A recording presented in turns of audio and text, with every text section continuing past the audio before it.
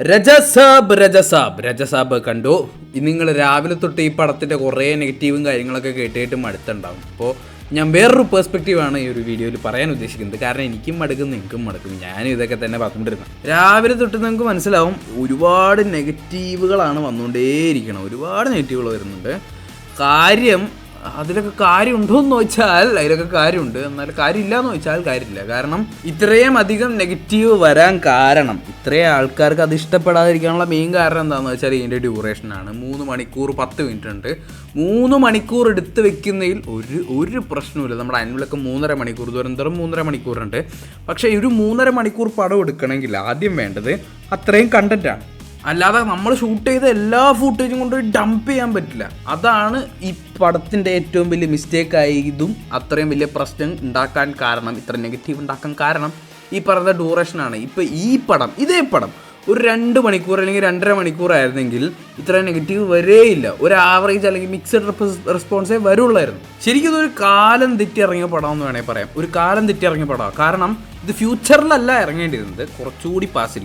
ഈ പടം കണ്ടപ്പോൾ ഞങ്ങൾ തമാശയായിട്ട് പറയല്ല, ലിറ്ററലി ഒരു 2000 അല്ലെങ്കിൽ 2010s ഇറങ്ങിയ തെലുങ്ക് പടങ്ങളുടെ ആ ഒരു രീതിയിലാണ് ഈ പടം എടുത്തു വെച്ചിരിക്കുന്നത്. ഇത് ആ ടൈമിലൊക്കെ ഇറങ്ങിയിരുന്നെങ്കിൽ ബ്ലോക്ക് ബസ്റ്റർ അടിച്ചാണ്. കാരണം അന്നത്തെ ആ ഒരു ഫോർമുല, അന്നത്തെ ടിപ്പിക്കൽ സീൻസ്, അന്നത്തെ തെലുങ്ക് പടം എങ്ങനെയാണെന്ന് നമുക്ക് എല്ലാവർക്കും അറിയാമല്ലോ. നമ്മൾ കുറേ അല്ലു അർജുൻ്റെ പടം കണ്ടിട്ടുണ്ട്.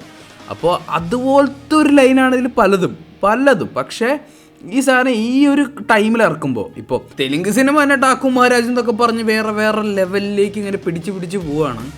മാസ് മസാലയിൽ തന്നെ ഡിഫറെൻ്റ് ആയിട്ട് എന്തൊക്കെ ചെയ്യാമെന്ന് ഇങ്ങനെ ആലോചിച്ച് വേറൊരു രീതിയിൽ ആ ഒരു ഇൻഡസ്ട്രി തന്നെ പോയിക്കൊണ്ടിരിക്കുമ്പോൾ ഇപ്പോഴും പഴയ ഫോർമാറ്റും കാര്യങ്ങളൊക്കെ എടുക്കുന്നതുകൊണ്ട് ഒരു പ്രശ്നവുമില്ല. പക്ഷേ അത് വർക്കാവണം. ഈ പടത്തിൻ്റെ ഏറ്റവും വലിയ സംഭവം എന്താണെന്ന് വെച്ചാൽ ഇങ്ങനെ നമ്മളിട്ട് വെലിപ്പിച്ചുകൊണ്ടേയിരിക്കും. പ്രത്യേകിച്ച് ആ ഒരു ക്ലൈമാക്സ് പോർഷനൊക്കെ ഉണ്ടല്ലോ, ലിറ്ററൽ വെലിപ്പിച്ച് നമ്മൾ കൊല്ലും. പിന്നെ പ്രഭാസ്, എല്ലാവരെയും പോലെ ഈ പടം ഞാൻ പ്രഭാസിന് വേണ്ടി മാത്രമാണ് കാണാൻ പോയത്. പ്രഭാസിൻ്റെ ഭയങ്കര വലിയ ഫാനോ കാര്യങ്ങളൊന്നും അല്ല. പക്ഷെ പ്രഭാസിൻ്റെ പടങ്ങളൊന്നും ഞാൻ തിയേറ്ററിൽ മിസ് ചെയ്യാറില്ല. എന്തോ ഒരു ഇഷ്ടമാണ് ആ മനുഷ്യനെ. അതുകൊണ്ട് മാത്രമാണ് ഈ പടം കാണാൻ പോയതും. നിങ്ങൾക്ക് വേണമെങ്കിൽ ഈ പടം പ്രഭാസിന് വേണ്ടി മാത്രം കാണാൻ പോകാം. പുള്ളിനെ ചുമ്മാ ഇങ്ങനെ കണ്ടുകൊണ്ടിരിക്കാം. പടത്തിൻ്റെ ഒരു വലിയ പോസിറ്റീവ് പ്രഭാസ് തന്നെയാണ്. പ്രഭാസിൻ്റെ ആ ഒരു പലപ്പോഴും ഫ്രെയിമിൽ വരുമ്പോൾ തന്നെ കണ്ടിരിക്കും എന്ത് രസമെന്ന് വെച്ചാൽ എന്ത് രസം. ഇപ്പോൾ ഈ പടത്തിൽ 3 ഹീറോയിൻസ് ഉണ്ട്. 3 ഹീറോയിനേക്കാളും കിടുവായിട്ട് പുള്ളി ഈ സ്ക്രീനിൽ വരുമ്പോൾ നമുക്ക് തോന്നും. പിന്നെ പ്രഭാസിൻ്റെ പണ്ടത്തെ പടങ്ങളൊക്കെ കണ്ടവർക്ക് മനസ്സിലാവും, പ്രഭാസ് ഈ ഒരു ലൈൻ, അതായത് ഈ ഒരു മാസ് കൊമേഴ്ഷ്യൽ പക്ക റീജിയണൽ ആ ലോക്കൽ സെറ്റപ്പൊക്കെ പിടിച്ചിട്ട് കുറേ നാളായി. പുള്ളി ഇപ്പോൾ വേറെ ഒരു പാൻ ഇന്ത്യൻ സ്റ്റാർ ആണല്ലോ. ആ ഒരു ലെവലിൽ പുള്ളി ഇപ്പോൾ പടങ്ങളൊന്നും ചെയ്യുന്നില്ല. സോ ഇതിൽ പുള്ളീനെ കണ്ടപ്പോൾ എനിക്ക് ഭയങ്കര സന്തോഷമായി. കാരണം എന്താണെന്ന് വെച്ചാൽ പുള്ളി ഇതുപോലത്തെ ഒരു പ്രഭാസിനെ കണ്ടിട്ട് കുറേ വർഷങ്ങളായി. പക്ഷെ പ്രശ്നം എന്താണെന്ന് വെച്ചാൽ ഫുൾ VFX ആണ്. ആക്ഷൻ സീൻസിന്, ഡാൻസ് സീൻസിന്, ചിലപ്പോഴൊക്കെ ചില ക്ലോസപ്പ് സീൻസിന്, അതായത് മിഡ് ക്ലോസപ്പ് ആയിട്ടുള്ള കുറേ സീൻസിനൊക്കെ ഉണ്ടല്ലോ, പുള്ളിയുടെ വേറൊരു ഡൂപ്പിനെ വെച്ചിട്ട് പുള്ളിയുടെ ഫേസ് അങ്ങോട്ട് കൊടുത്തേക്കാണ്. അത് മര്യാദയ്ക്ക് ചെയ്താൽ പിന്നെയും കുഴപ്പമില്ല. ഇത് നമുക്ക് ക്ലിയർ ആയിട്ട് മനസ്സിലാവും ഒരു പ്രഭാസ് അല്ലാന്ന്. നമ്മളിതുപോലത്തെ തെലുങ്ക് തല്ലിപ്പൊളി പടങ്ങളൊക്കെ കാണാൻ പോകുന്നത് തന്നെ ആ ഒരു അടിയും ഇവർ ആ ഫൈറ്റ് ചെയ്യുന്നത്, ഡാൻസ് ചെയ്യുന്നതൊക്കെ കാണാൻ വേണ്ടിയിട്ടാണ്.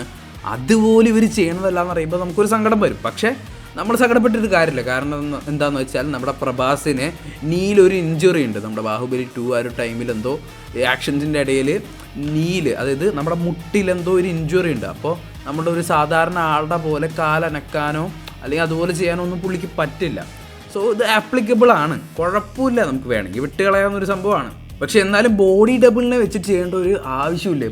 ഇപ്പോൾ രജനീകാന്ത് കൂലിക്ക് തൊട്ട് മുമ്പേ പുള്ളിയൊക്കെ ഡാൻസും കളിക്കും, ഫൈറ്റും ചെയ്യും. പുള്ളിയുടെ ആ ഒരു ആരോഗ്യത്തിൻ്റെ ലെവൽ എന്താണെന്ന് പുള്ളിക്ക് അറിയാം. അപ്പോൾ അതിനുള്ള അത്രയും ചെയ്താൽ മതി, അത്ര എഫേർട്ട് എടുത്താൽ മതി. പക്ഷേ പ്രഭാസ് ചിലപ്പോൾ അത്രയും കൂടുതൽ ഒരു സംഭവം വേണമെന്ന് വിചാരിച്ചിട്ട് അങ്ങനെയായിരിക്കും. പിന്നെ അതിൻ്റെ ടെക്നിക്കൽ സംഭവങ്ങളൊന്നും നമുക്കറിയില്ല. അപ്പോൾ അതുകൊണ്ടായിരിക്കാം പുള്ളി ഇങ്ങനെ ഫേസ് അതുപോലെ ഡ്യൂപ്ലിക്കേറ്റ് ചെയ്തത്. പിന്നെ നായികമാർ, ഈ പടത്തിൻ്റെ ഏറ്റവും വലിയ പോസിറ്റീവിലെ 3 എണ്ണമാണ്. ഈ 3 നായികമാർ ഇവരിങ്ങനെ സ്ക്രീനിൽ ഇങ്ങനെ കണ്ടുകൊണ്ടിരിക്കാനൊക്കെ എന്ത് രസമെന്നറിയും. പിന്നെ ഒരു typical Telugu mass masala commercial പടത്തിന് എന്തിനാണ് നായികമാരെ വെക്കുന്നതെന്ന് നമുക്ക് എല്ലാവർക്കും അറിയാം. അതിനൊക്കെ തന്നെയാണ് ഇതിലും നായികമാരെ വെച്ചിരിക്കുന്നത്. 3 നല്ല രീതിയിൽ ആ രീതിയിൽ അവർ ഉപയോഗിച്ചിട്ടുമുണ്ട്. അതിനേക്കാളും വലിയ റോളോ കാര്യങ്ങളോ ഒന്നും ഇവർക്ക് അങ്ങനെ ഇല്ല. ഹീറോയിൻ്റെ കൂടെ കുറച്ചൊക്കെ റൊമാൻറ്റിക് സീൻസ്, അത്യാവശ്യം കുറച്ച് അങ്ങനത്തെ സീനുകളൊക്കെ ചെയ്യാൻ ഇവരുണ്ട്. പിന്നെ കുറച്ച് ഡാൻസ് കാര്യങ്ങൾ, പിന്നെ മാളവിക ഫൈറ്റൊക്കെ ചെയ്യുന്നുണ്ട്, അത് മാത്രം ഒരു എക്സെപ്ഷനാണ്. ഇപ്പോൾ സ്പോയിലറാണ് എന്നാലും ഞാൻ പറയാം, ഒരു ടിപ്പിക്കൽ സീനിൽ പ്രഭാസ് വന്നിട്ട് അനിയൻ കുട്ട എന്നും പറഞ്ഞ് മാളവികയാണ് ഫൈറ്റ് ചെയ്യുന്നത്.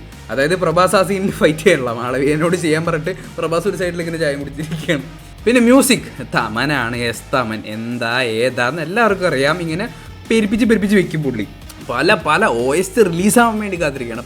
പല BGMs വേറെ ലെവല്. പോരാത്തതിൽ അതിലെ എല്ലാ പാട്ടുകളും കിടുപ്പാട്ടുകൾ. ഇപ്പോൾ മലയാളത്തിൽ പൊതുവേ ഞാൻ പറയുകയാണ്, ഭയങ്കര മോശം മിക്സിംഗ് ആണ്. ചില സൗണ്ടൊക്കെ അപ്പുറത്തെ പറമ്പിൽ കേൾക്കണ പോലെ തോന്നും. അത് അറ്റ്മോസ് കാരണമല്ല, ചില സ്പീക്കറുകളൊന്നും ചില സമയത്ത് വർക്കാവൂല. പിന്നെ പടം കണ്ടുകൊണ്ടിരുന്നപ്പോൾ ഇടയ്ക്കിടയ്ക്ക് ഇങ്ങനെ കറണ്ട് പോണ പോലെ ഒരു എഫക്റ്റ്, പിന്നെ ഇടയ്ക്കിടയ്ക്ക് സൗണ്ട് പോണ്. ഇത് ഞങ്ങളുടെ തിയേറ്ററിൻ്റെ പ്രശ്നമാണോ അതോ അങ്ങനെ തന്നെയാണോ പടത്തിലെന്ന് എനിക്കറിയില്ല. ചിലപ്പോൾ അങ്ങനെ തന്നെ ആയിരിക്കാം, കണ്ടവരുടെക്ക് പറയാം. ഈ കറണ്ട് പോണ എഫക്റ്റ് പലതും ഉള്ളതാണ്. കുറേ ബ്ലാക്ക് സ്ക്രീൻ ഉണ്ട്, നമ്മൾ വിചാരിക്കും അയ്യോ പ്രൊജക്ടറിന് വല്ലതും പറ്റുമോ എന്നൊക്കെ വിചാരിച്ച് തിരിഞ്ഞ് നോക്കുമ്പോഴേക്കും സീൻ വന്നിട്ടുണ്ടാവും. പിന്നെ ഏറ്റവും വലിയ സംഭവം എന്താണെന്ന് വെച്ചാൽ പ്രഭാസിൻ്റെ ആ ഒരു ഓൾഡ് ഗെറ്റപ്പ് ഈ സംഭവത്തിലില്ല ബ്രോ, ഇല്ല. ഈ ആ സംഭവമേ ഇതിലില്ല. പിന്നെ തലകുത്തി നിന്ന് ഒരു ഫൈറ്റ് പോലത്തെ ഒരു സാധനമൊക്കെ ഉണ്ട്, ട്രെയിലർ ഉണ്ടാകും നിങ്ങൾക്ക് മനസ്സിലാവും, ഈ ആൻറ്റി ഗ്രാവിറ്റി ഫൈറ്റ്. പക്ഷേ അതൊന്നും ഇതിലില്ലേ ഇല്ല. ഇതിൻ്റെ ടെക്നിക്കൽ ടീം പറയുന്നത് സംക്രാന്തിയുടെ അന്ന് 15-ാം തീയതി വേണമെങ്കിൽ ആ സീൻ ഇടാമെന്നാണ്. അപ്പോൾ അവൻ്റെ അച്ഛനോട് പോയി കാണാൻ പറയാം. ശരിക്കും ഇതിൻ്റെ ഫസ്റ്റ് ഹാഫൊക്കെ അത്യാവശ്യം കുഴപ്പമില്ലാത്ത രീതിയിൽ, ഇപ്പോൾ കൊമേഴ്ഷ്യൽ എലമെൻറ്റ്സ് ഒഴിച്ച് നിർത്തിയാൽ അത്യാവശ്യം നല്ല കുഴപ്പമില്ലാത്തൊരു സോളിഡ് കഥയാണ്. ആ സോളിഡ് കഥ മാത്രം ഫോക്കസ് ചെയ്ത് പോരുന്നെങ്കിൽ ഓക്കെ. പടത്തിന് പറ്റിയ പ്രശ്നം എന്താണെന്ന് വെച്ചാൽ കൊമേഴ്ഷ്യൽ എലമെൻറ്റ്സ് മാത്രം ഫോക്കസ് ചെയ്ത് ഇങ്ങനെ പോയി. കഥ ഏതോ വഴി കൂടെ എങ്ങോട്ടൊക്കെയോ പോയി. ആ കഥയിൽ ഫോക്കസ് ചെയ്തിരുന്നെങ്കിൽ ഈ കൊമേഴ്ഷ്യൽ എലമെൻറ്റ്സ് ഒക്കെ തന്നെത്താനാ വന്നേനെ. ഫസ്റ്റ് ഹാഫ് ഇൻ്റർമിഷൻ വരെ ഒരു പടം ഒരു ആവറേജ് ആ ഒരു ടൈപ്പിലാണ് പോകുന്നത്. കുഴപ്പമില്ലാത്ത ഒരു രീതിയിൽ ഇങ്ങനെ പോയി. പക്ഷേ സെക്കൻഡ് ഹാഫ് തുടങ്ങുമ്പോഴേക്കും ഈ പടം അങ്ങോട്ട് ബിലോ ആവറേജ് ആയി താഴ്ന്ന് അങ്ങോട്ട് പോവുകയാണ്. ശരിക്കും പടത്തിന് ആ ഒരു ഡ്യൂറേഷൻ മാത്രമേ, പിന്നെ ഞാൻ ഈ പറഞ്ഞ കുറച്ച് പ്രശ്നങ്ങൾ മാത്രമേ ഉള്ളൂ. അതൊക്കെ ശരിയാക്കിയിട്ട് ആ ഡ്യൂറേഷൻ ഒന്ന് കുറച്ച് അത്യാവശ്യം സോളിഡായിട്ട് പാക്ക് ചെയ്തിരുന്നെങ്കിൽ അത്യാവശ്യം കുഴപ്പമില്ലാത്തൊരു പടം ആവേണ്ടതാണ്. പക്ഷേ ഇവർ ആവശ്യമില്ലാത്ത കാര്യങ്ങൾ ഇങ്ങനെ ഇട്ട് വലിപ്പിച്ച് ഇത് ശരിക്കും കണ്ടിരിക്കാൻ പറ്റാത്ത കാട്ടപരാധമൊന്നും അല്ല. ശരിക്കും അത്യാവശ്യം ഒരു ഡീസൻറ്റ് സിനിമ ആവേണ്ടതായിരുന്നു. പക്ഷേ എന്ത് ചെയ്യാം, നമുക്കിനി പിന്നെയും ടൈം ട്രാവൽ ചെയ്ത് പോയിട്ട് ഇതൊക്കെ മാറ്റി വരച്ച് അതൊന്നും ചെയ്യാൻ പറ്റില്ലല്ലോ. സാധാരണ ഞാൻ ഇതുപോലത്തെ പടങ്ങളൊക്കെ നിങ്ങൾക്ക് അത്യാവശ്യം റെക്കമെൻഡ് ചെയ്യാറുള്ളതാണ്. നിങ്ങൾക്ക് സമയമുണ്ടെങ്കിൽ പോയി കാണുക. പോപ്കോൺ ബസ്റ്റ് ചുമ്മാ അങ്ങനെ ഒരു ഞായറാഴ്ച ചുമ്മാ വെറുതെ ഇരുന്ന് പോപ്കോണൊക്കെ കഴിച്ച് കാണാൻ പറ്റുന്നൊരു പടം, അങ്ങനത്തെ രീതിയിൽ ഞാൻ റെക്കമെൻഡ് ചെയ്യാറുണ്ട്. പക്ഷേ ഈ സാധനം അങ്ങനെ പോലും റെക്കമെൻഡ് ചെയ്യാൻ പറ്റില്ല. ഏറ്റവും വലിയ പ്രശ്നം ഇതിൻ്റെ ഡ്യൂറേഷൻ. 3 മണിക്കൂറൊക്കെ ഒരാൾ വെറുതെ ഇരുന്ന് അങ്ങനെ ചെയ്യേണ്ട ആവശ്യമില്ലല്ലോ. ഇത് ടൈം കില്ലർ പോലും അല്ല, ടൈം കൺസ്യൂമർ എന്ന് വേണമെങ്കിൽ പറയാം. കാരണം അത്രയും ഡ്യൂറേഷനാണ്. നമുക്ക് ശരിക്കും ഞാൻ ഇങ്ങനെ കൂട്ടുവായൊക്കെ ഇട്ട് കണ്ട് ഞാൻ ഇങ്ങനെ എന്നോട് ഇങ്ങനെ പറഞ്ഞുകൊണ്ടിരിക്കുകയാണ് ഫോൺ എടുക്കല്ലേ എന്നിങ്ങനെ പറഞ്ഞുകൊണ്ടേയിരിക്കുകയായിരുന്നു. ഞാൻ പടം കാണുമ്പോൾ എനിക്ക് ഫോൺ എടുക്കുന്നത് ഇഷ്ടമല്ല. പക്ഷെ എന്നിട്ടും അത്രയും ലാഗായി ചിലപ്പോൾ നമ്മുടെ അറ്റൻഷൻ സ്പാൻ കൂടെ ആയിരിക്കാം. പക്ഷെ എന്നാലും ഇത്രയും ലാഗാവോ?